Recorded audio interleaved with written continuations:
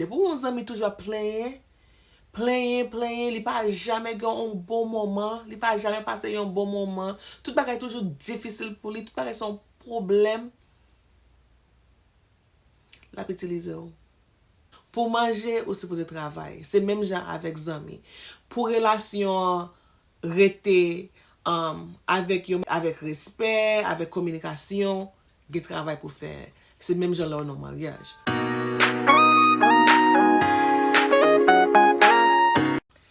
Hey!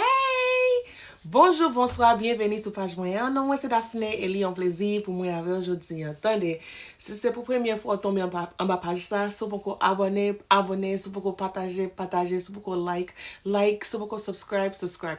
Love une fait ça, al regarder toute l'autre reste vidéo sur page moyen. Love une fait ça, al sur TikTok, al sur Instagram, al sur Facebook, al follow page moyen, ok? Anyways, bienvenue sur page moyen. Non, moi c'est Daphne. Si j'ai déjà dit, Zanmi Toxic. Ah, toxic friends. Zanmi Toxic. Wow. Fais attention avec moun qui remet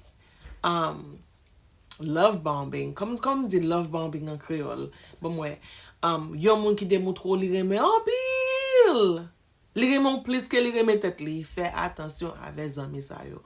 Moi pense que li gen 3 catégories zami. Pour moi même, ou gon zami pour tout bagay. Les fini mo zami pas supposé utiliser juste utiliser comme ça, OK? OK. Comment on ka connaît si un moun vraiment zami yo? Et moi toujours dis comme ça que second handed compliment. Moun kap di comme ça que oh, ou belle oui je dis mais non. Moun n'a pas besoin de faire compliment. Moun n'a pas dit comme ça que ça mette aujourd'hui moi pas tellement remen non, c'était changer le top this. Numéro 2.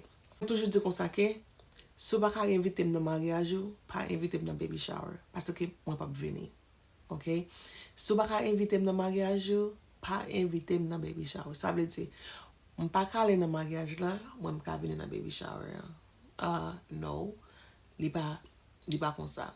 C'est comme ça me garder yon zami. L'op traverser, les bon Dieu passer avec ou moun n'a pas camper pour moun n'a pas pour moun ça pas zami. L'on en difficulté moment ou les moun ça ou pas jamais ka joindre moun ça pas pour. Les moun a communiquer avant la toujours bon mauvaise information et information là toujours bon moun ça pas zami. Nous parler des différents signes ou ka ouais dans yon relation zamitaille qui démontre moun n'a pas zami. Ouais. Numéro 1, boundaries.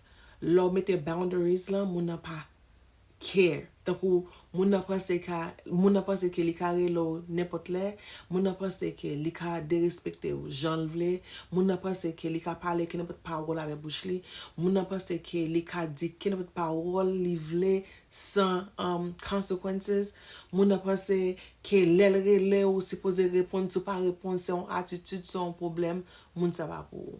Numéro 2, jealousy, jalousie. Yo zami qui dans compétition avant, en pile nan yo dans compétition avant en privé ou pas même connaître ça faire ça régler et yo dans compétition avec yo. Des pour un zami ou bien moun ou bien avec commencer dans compétition avec tant pour soit acheter ça, li besoin acheter ça, soit habiller comme ça, li besoin habiller comme ça. Comme qui l'âge non? Hein? Qui l'âge non? Dans l'âge ça, tout le monde supposé gen style yo. Tout le monde supposé ka connaître ça pour yo ça pas connaître. Des pour un monde comme ça pas ami yo.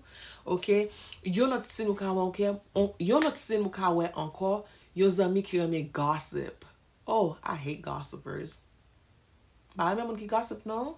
Tant que moun nan li toujours parler et la parler pas jamais parler on ba qui positif non, it's always negative, li toujours négatif. OK, on moun comme ça si la fait avec imaginez ça la fait derrière. Attention. On l'autre signe encore, moun qui reme critiquer. Yo zami qui reme critiquer, li pa ka jam l'autre valeur moun c'est celle li même. Moi même ceci, moi c'est là. Moi même ceci, moi c'est là. Moi même fais ceci, moi c'est là. Li pa jamais ka ba l'autre moun compliment. OK? Oh, si c'est moi même t'a fait ceci, et pas c'est pas ka faire non, c'est parce que ou pas ka faire. Chou, an nou rete la, ou pa ka fel. Ok? Si ou te ka fel, ou te nan posisyon, ou ta fel. Se pase ke ou pa ka fel. So si yon lot moun ap fel, gen yon ke kontan pou yo. Benediksyon, benediksyon pa benediksyon. Sa bon de sere pou ou e pa li sere pou mwen. Ok? E sitou, lo gen ke kontan pou moun, bon de ap order your blessings and deliver it. Ok? Yon lot bagay anko, moun nan pa jam pran responsibilities. Tankou moun nan pa jam diyon sa, ok, mwen te anto. Ok, mando pardon. Ok, ou kon sak pase, jam aji an pati pose aji an, sa mwen diyan pati pose dil. No. Li toujou ap chèche on jam pi ka manipile sityasyon pi paret ke li pa anto. Moun kon sa, pa zanmi ou. Moun kon sa, ou rete loin la. Bien loin la, ok? Bien loin la, ok? E denye, yon moun ki toujou ap itilize ou. Yon moun ki ap toujou itilize ou. Se sa ou ka fe pou yo, me yon pa ka fe anyen pou ou. E le ou problem, yo te ka ede ou, yo toujou gen Jean-Jacques, Henri, Marie, Joseph, tout lot parol pi yo bo, ok? Kane bank pa travay, ATM pa mache, li bagay machine nan kole an lè kay la, you know, avyon pa gen gaz, you know, telefon nan tombe nan toalet nan li pa karele. Yo toujou gon 1,000,000 eskiz, ok? Li gon fwe en Paris, la fwe l'ajan en Paris, tout bagay, ok?